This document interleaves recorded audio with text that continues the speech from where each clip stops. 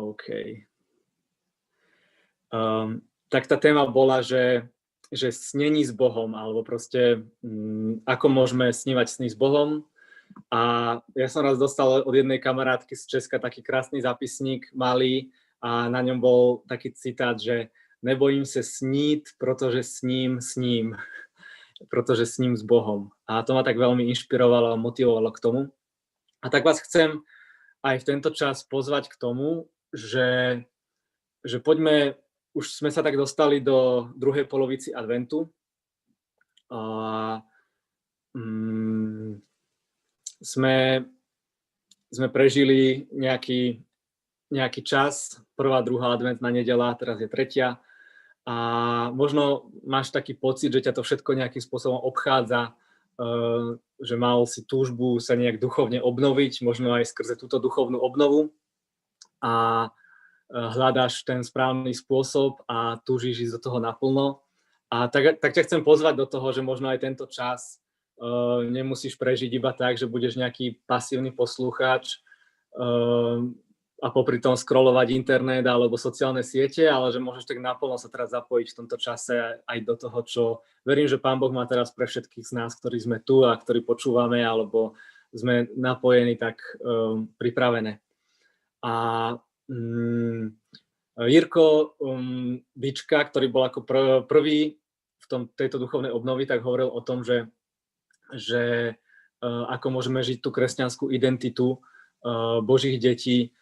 Potom Marek Gorkovácha hovoril o tom, ako nás vidí Boh, podobenstvo o marnotratnom synovi alebo milosrdnom otcovi.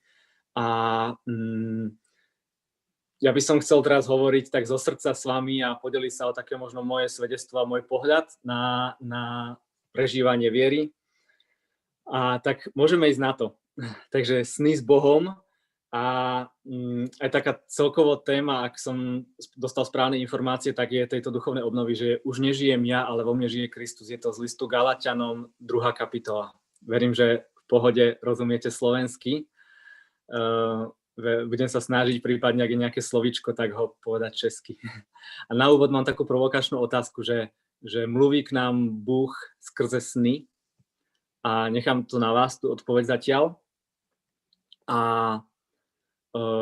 chcem začať citátom svätého Otca, ktorý na poslednej generálnej audiencii v stredu povedal toto, že naučme sa byť v očakávaní Pána.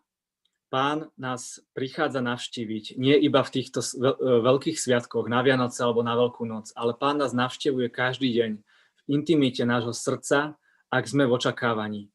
A koľkokrát si nepovšimneme, že Pán je blízko, že klope na naše dvere a nechávame ho odísť. Mám strach, keď prichádza Boh, mám strach, že pôjde okolo a ja si ho nevšimnem, hovorieval svätý Augustín. A Pán prichádza, Pán klope. Ale ak máš uši plné iných hlukov, nezačuješ Pánovo volanie.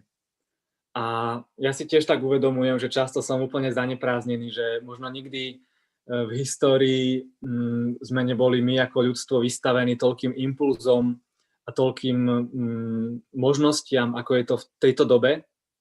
A verím tomu, že zároveň pre Boha je o to vzácnejšie, keď napriek tomu, že máme tak veľa možností, tak my sa rozhodneme pre Neho. Že my sa rozhodneme ho nasledovať a my sa rozhodneme proste ísť za ním a dovoliť mu, aby mal s nami vzťah. A Svätý Otec tu pripomína, že Pán nás navštevuje každý deň v intimite nášho srdca, ak sme v očakávaní, že On nás navštevuje v hĺbke nášho srdca a je to na nás, či sme ochotní na ňo očakávať a či sme ochotní si ho všimnúť. A takže téma, a prečítal by som taký širší kontext toho, že veď ja som skrze zákon zomrel zákonu, aby som žil Bohu, hovorí svätý Pavol v liste Galatianom. S Kristom som pribitý na kríž. Už nežijem ja, ale vo mne žije Kristus. Ale život, ktorý teraz žijem v tele, žijem vo viere v Božieho Syna, ktorý ma miluje a vydal seba samého za mňa. Nepohrdám Božou milosťou, lebo ak je spravodlivosť skrze zákon, potom Kristus nadarmo zomrel. Takže čo by som chcel je, že už nežijem ja, ale vo mne žije Kristus, hovorí svätý Pavol. A ďalej on spomína, že nepohrdám Božou milosťou, lebo ak je spravodlivosť skrze zákon, potom Kristus nadarmo zomrel. Že ak by sme sa snažili žiť spravodlivo a dostať do neba skrze dodržiavanie príkazov, zákazov, nariadení, ktoré boli dané zákonom a ako žili ľudia v starom zákone, tak apoštol Pavol hovorí, že potom Kristus nadarmo zomrel. Že Kristus zomrel preto, aby sme mohli byť spasení a spasení sme milosťou skrze vieru. Tak toto definuje aj učenie katolíckej cirkvi. Zároveň Svätý Otec vyhlásil najbližší rok, ktorý je pred nami, tak vyhlásil, že to je rok svätého Jozefa. A snaží sa dať tohto svätca, ženícha Panny Márie, ako vzor pre nás všetkých, pre cirkev.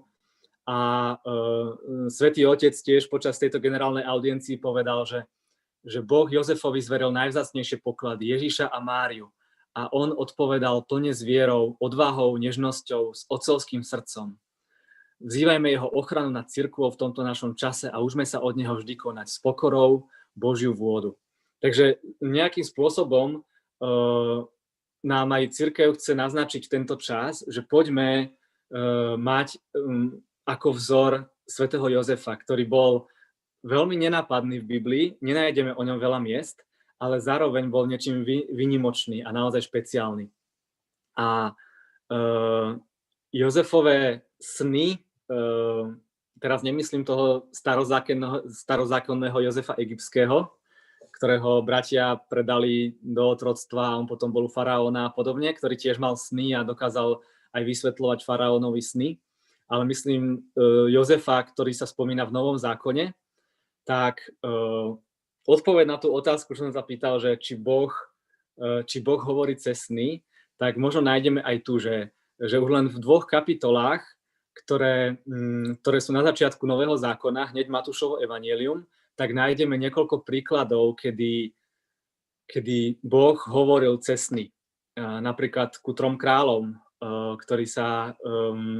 ktorí sa vracali od Ježiša a Herodes ich chcel, aby mu niečo prezradili a oni v sne dostali pokyn, že majú ísť inou cestou. Ale takisto sú tam aj sny svätého Jozefa.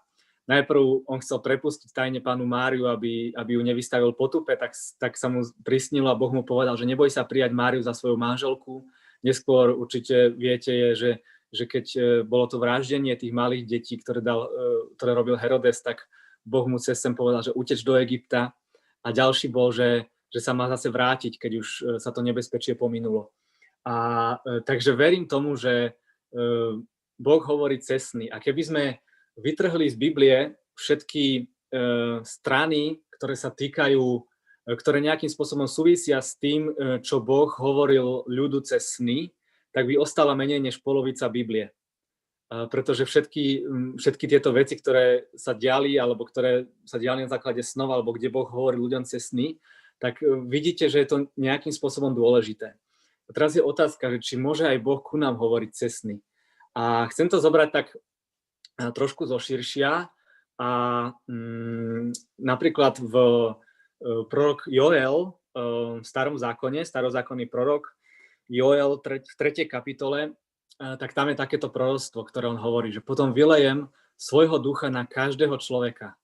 Vaši synovia a vaše dcéry budú prorokovať, vaši starci budú mávať sny, vaši mládenci budú mávať videnia. A teraz, čo o tom hovorí cirkev a čo nás o tom učí cirkev, tak v katechizme katolíckej cirkvi je jeden taký celý odsek, že kresťanská modlitba. A je tam potom pododdiel, že modlitba v živote kresťana a kapitola život modlitby alebo rôzne spôsoby modlitby. A potom sú tam vymenované jednotlivé spôsoby modlitby. A jeden z tých spôsobov modlitby je rozjímaní. A ja som našiel časť z českého katechizmu, tak vám to prečítam. Rozjímaní uvádí v činnosť myšlení, predstavivosť, city a touhu. Toto probuzení ducha je nutné, abychom prohloubili pravdy víry, podnítili obrácení srdce a posílili vôli následovať Krista. Křesťanská modlitba se přednostně zaměřuje na rozjímání tajemství Krista. Jak při lekcio divina, božské čtení, tak pri ruženci. Tento spôsob uvažovaní v modlitbe má veľkou hodnotu, ale kresťanská modlitba má smerovať mnohem dál k poznání lásky Pána Ježiše, ke spojení s ním. Takže katechizmus hovorí o tom, že rozjímanie je spôsob modlitby, kedy zapájame svoju myseľ, svoju predstavivosť, svoje pocity a svoju touhu. Ale cieľom celého tohto nie je, aby sme si my niečo predstavili a aby sme sa nejak mali dobre alebo niečo, ale cieľom celého tejto modlitby a hlavne toho rozjímania je poznanie lásky Pána Ježiša a spojenie s ním. Takže intimita, ako to spomenul pápež František, že aby sme boli v intimite s Bohom, že on sa túži s nami stretávať každý deň.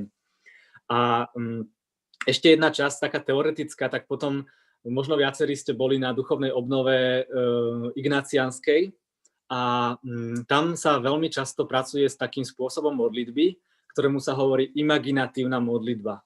A je to spôsob modlitby, ktorý tak priniesol z veľkej časti svätý Ignác z Loyoli a potom boli aj ďalší veľkí učitelia cirkvi, ktorí o tom hovorili. Ale svätý Ignác z Loyoli veril tomu, že Boh s nami môže hovoriť prostredníctvom našej predstavivosti, našich myšlienok, našich spomienok. A v jeho duchovných cvičeniach je kontemplácia veľmi aktívny spôsob modlitby, ktorý zapája myseľ a srdce a vyvoláva myšlienky a emócie. Takže teraz hovoríme aj o snoch, ktoré sa nám môžu zdať akoby v noci. Je to tiež spôsob, ktorým hovorí Boh, ale zároveň naša predstavivosť a také v angličtine je taký názov, že daydreaming, že snení počas dne.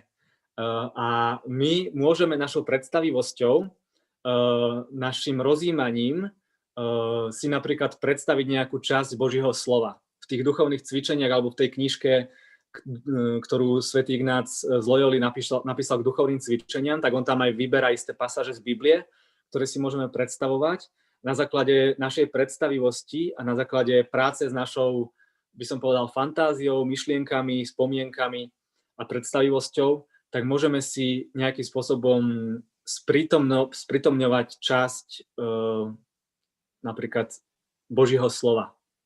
A teraz by som chcel, aby sme išli na to trošku viac prakticky a chcem vás pozvať do takého praktického kroku a toto bol taký úvod, taká teória, aby sme si nemysleli, že je to niečo mimo alebo uletené, ale je to niečo, čo naozaj, k čomu nás aj cirkev pozýva a čo je úplne v pohode pre nás ako kresťanov žiť.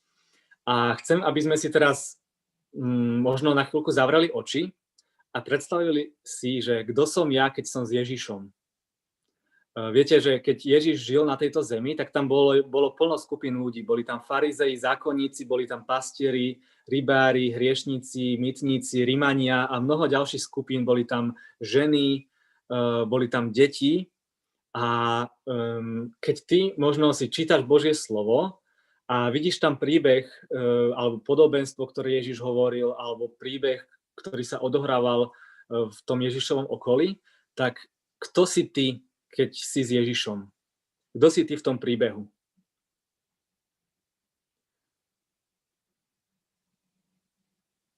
Možno si ten, koho si Ježiš povolal, niekto, kto lovil ryby alebo išiel si taký ten svoj spôsob práce a zrazu ti Ježiš hovorí, že poď a nasleduj ma. A ty máš v srdci tak obrovskú túžbu, ako mali tí rybári, že nechať všetko tak a ísť za Ježišom.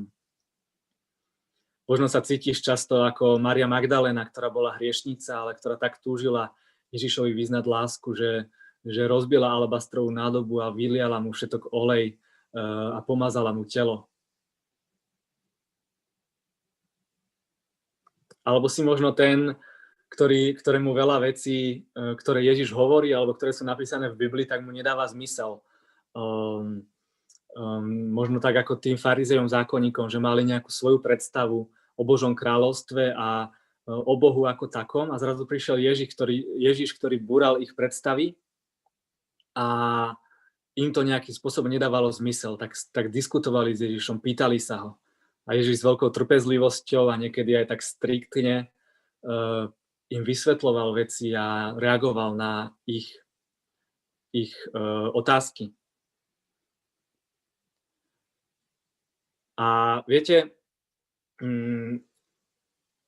my často máme taký pocit, že sme veľmi vzdelaní, že veľa vieme o Bohu a možno to tak aj je, pretože žijeme s Bohom,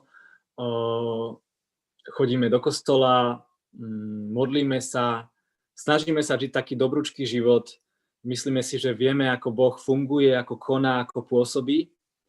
A viete, často máme taký dobrý pocit, že však som taký dobrý kresťan, chodím na spoveď, snažím sa žiť fair, snažím sa žiť dobre. A viete, nejaký podobný pocit mali aj farizei a zákonníci, keď boli pri Ježišovi. A teraz prežívame čas adventu a to je čas prípravy na príchod Pána Ježiša. Dnes máme nedeľu radosti a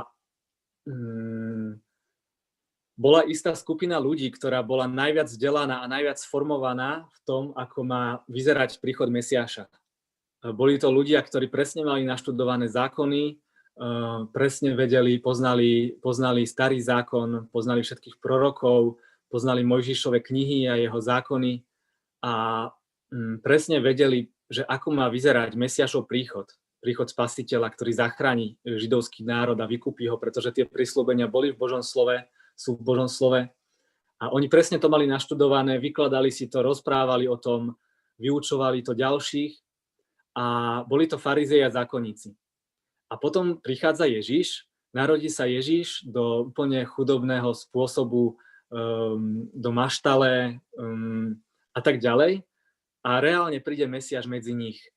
A predstavte si, že títo vzdelaní farizei a zákonníci boli zároveň možno jedna zo skupín, alebo možno jediná skupina ľudí, patrili do skupiny ľudí, ktorí reálne, keď ten Ježiš prišiel na túto zem, tak ho neboli schopní väčšina z nich rozlíšiť.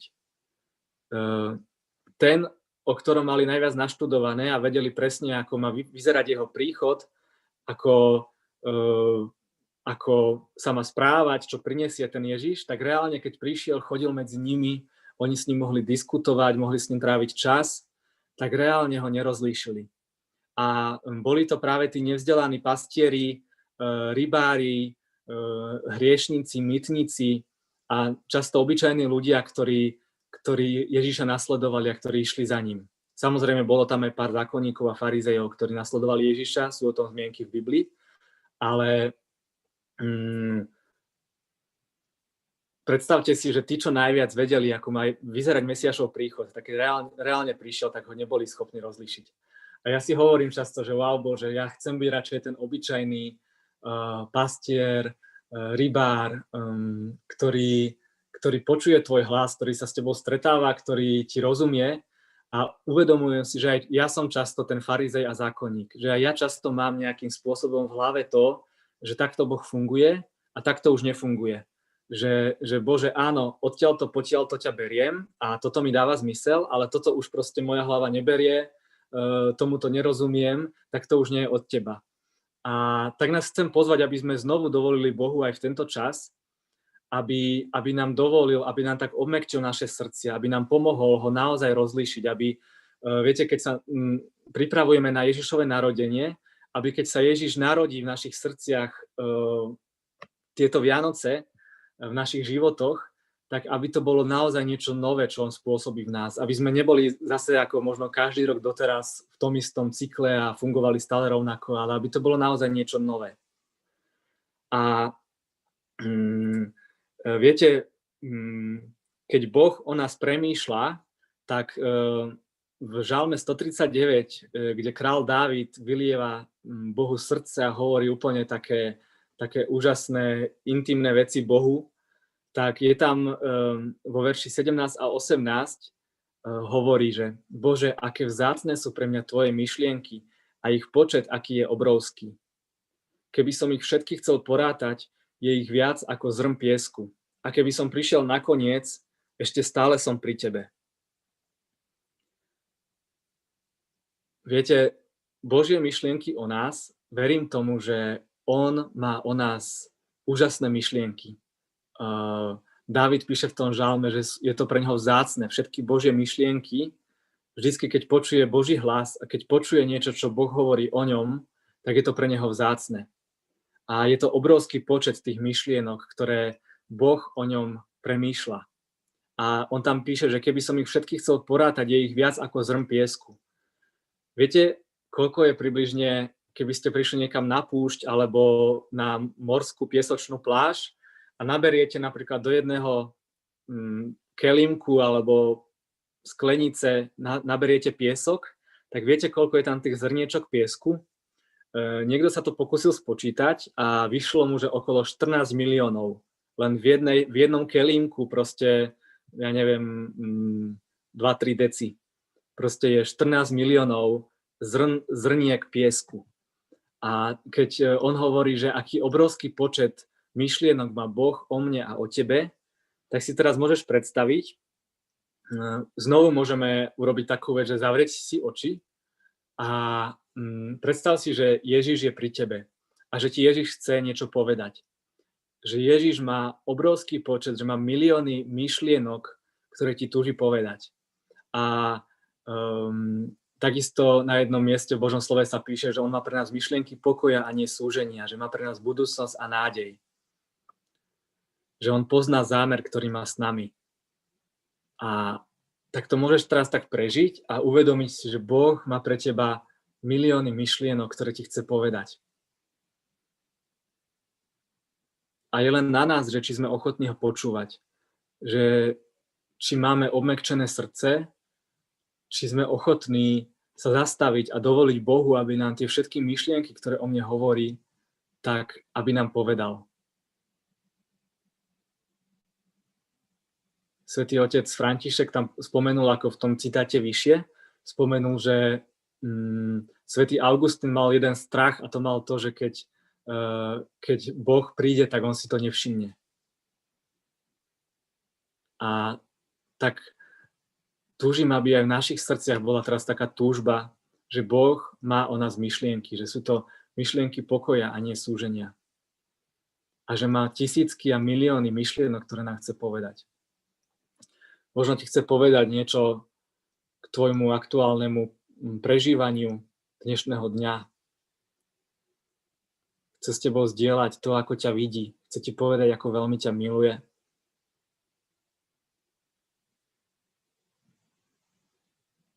Chce ti nejakým spôsobom ukázať svoju lásku. Chce ti povedať, že si pre neho vzácny.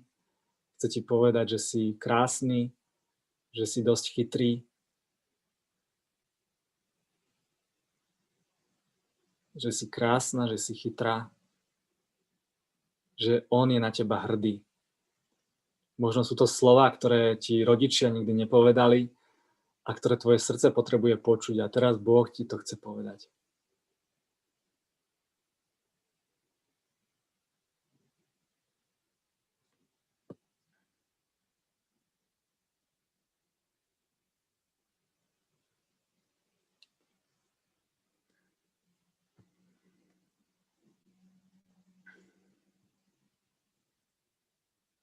A na záver, a potom by sme mali takú diskusiu, tak túžim, aby sme sa spoločne pomodlili. A bude to taká modlitba,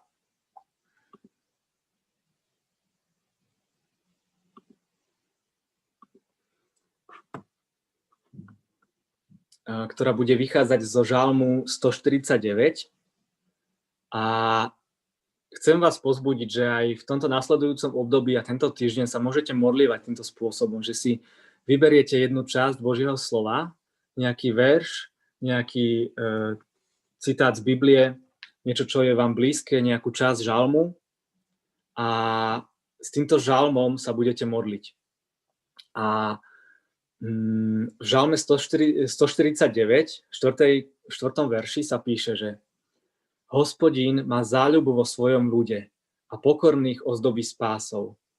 Inými slovami, že Boh sa zamiloval do svojho ľudu a že Boh má v tebe záľubenie. Tak si môžeš teraz chvíľku nájsť takú pohodlnú pozíciu, môžeš utišiť a upokojiť svoje srdce a dovol Bohu, aby v tento čas on ku tebe prehováral. A bude to taká praktická imaginatívna modlitba, ako to učil svätý Ignác z Loyoli. Alebo hovorí sa tomu často vedená modlitba, že buď si predstavuješ tie veci, alebo ťa niekto vedie v tej modlitbe, tak ja budem teraz viesť tú modlitbu, aby som vám približne ukázal, že akým spôsobom sa môžeme aj ďalej modliť. A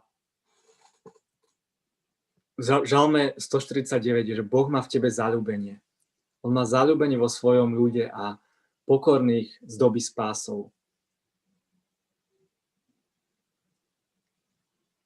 Skúsi predstaviť teraz nejakú vec, kedy si mal v živote radosť. Niečo, čo ťa potešilo, niekto ti povedal povzbudivé slová, niekto ti dal nejaký darček a tebe to urobilo radosť.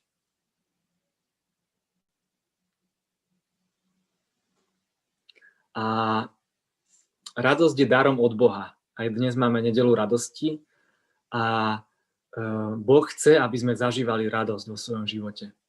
To neznamená, že vždycky budú veci jednoduché a že nebudeme trpieť, ale on túži, aby sme mali aj napriek okolnostiam, ktoré máme v živote, tak aby sme mali radosť, takú vnútornú, hlbokú radosť.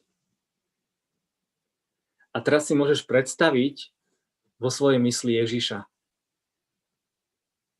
Že je pri tebe, že sa na teba usmieva, smeje sa spolu s tebou a má z teba radosť. On keď sa na teba pozrie, tak má z teba radosť. A hovorí ti, že teším sa z teba, mám z teba radosť. Teším sa, že žiješ, že si tu. A jeho radosť je nákazlivá. Chce ti povedať, že je na teba hrdý. On ťa tak veľmi miluje. A o tom hovorí aj tento verš, že Boh má záľubu vo svojom ľude. On má v tebe záľubu, on je do teba zamilovaný. Ježiš má z teba radosť. A teraz urobíme niekoľko prehlásení, ktoré sú pravda o našom Bohu. Môžeš kľudne otvoriť svoje ruky alebo dlane a môžeš opakovať po mne. Kľudne to môžeš šepkať alebo povedať nahlas. A môžeš to povedať Ježišovi. Prvá vec, ktorú mu povieme, je táto, že Ježiš, cítim, ako sa zo mňa raduješ. Ježiš, cítim, ako sa zo mňa raduješ.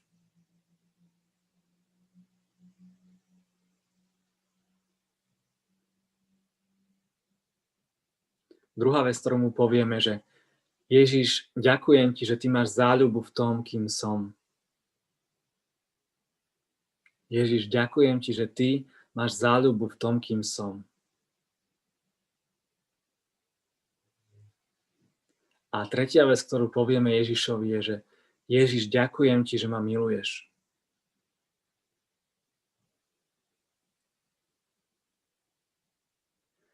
A teraz si môžeš spomenúť na nejakého človeka v tvojom živote, ktorý tiež zažíva smútok a zaslúžil by si, aby mohol byť viac radostný. A možno prvý človek, ktorý ti teraz príde na myseľ, môže to byť nejaký tvoj priateľ, alebo člen tvojej rodiny, alebo spolužiak, niekto tebe blízky, na kom ti záleží. A túžiš, aby aj tento človek zažíval vo svojom živote radosť.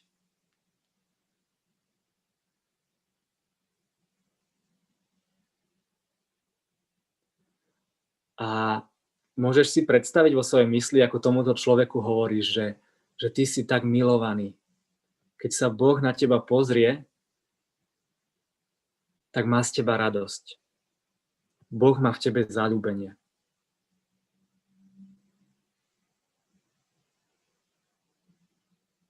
A teraz môžeme spolu poprosiť Boha, aby nám dal príležitosť povedať tomuto človeku tieto slova aj naozaj, keď ho stretneme.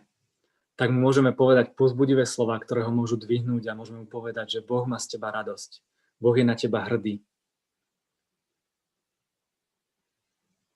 Tak, Pane Ježišu, ďakujeme ti, že nás učíš radosti, že nám dávaš svojho ducha, že o nás snívaš sny, že máš pre nás budúcnosť a nádej, že tvoje myšlienky o nás sú myšlienky pokoja a nie súženia, že máš pre nás budúcnosť a nádej.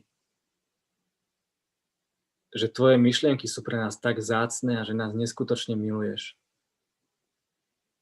že je toľko myšlienok, ktoré nám túžiš povedať, je toľko vecí, ktoré s nami túžiš zdieľať. Je toľko snov, ktoré nám dávaš do srdc, Pane, aby sme mohli snívať. Ďakujem Ti, že ku nám hovoríš cez našu predstavivosť, cez naše myšlienky, cez Božie slovo, cez Bibliu. Pane, ďakujem Ti, že nám dávaš našich bratov a sestry, ktorým aj my môžeme urobiť radosť. Ktorým môžeme ukázať Teba, s ktorými sa môžeme podeliť o tú lásku, ktorou nás Ty miluješ. Tak sa modlím, aby aj tento čas adventu bol časom, kedy sa ešte viac priblížime k Tebe, Ježiš.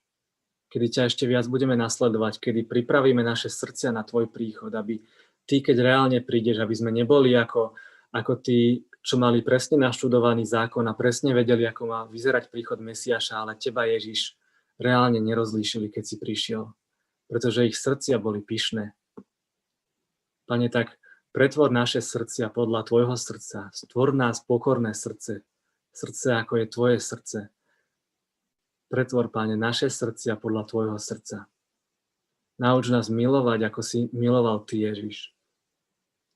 Ukáž nám, ako nás vidíš. Ako Ti na nás záleží.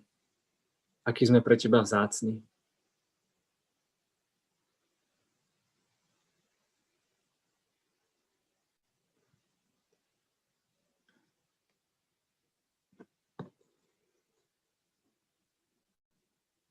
Amen.